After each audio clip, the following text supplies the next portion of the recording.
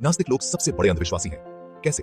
चलिए जानते हैं। अंधविश्वास कहते किसे हैं, पहले वो जानते हैं। अगर मैं आपसे ये कहूं कि एक बार एक शख्स एक जंगल में फंस गया और बाहर आने का कोई रास्ता उसे नहीं मिल रहा था, बहुत परेशान था कि अचानक वहां तेज हवाएं चलने लगीं और जंगल की सारी लकड़ियां हवा से उड़ती हुई उसके सामने इकट्ठा हुईं और वो आपस में जुड़ने लगीं।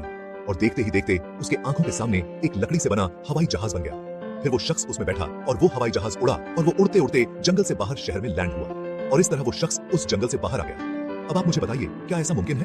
आप कहेंगे कि हरगिज नहीं, ये तो अंधविश्वास है, ऐसा हो ही नहीं सकता। जी हाँ, बिल्कुल ये अंधविश्वास ही है।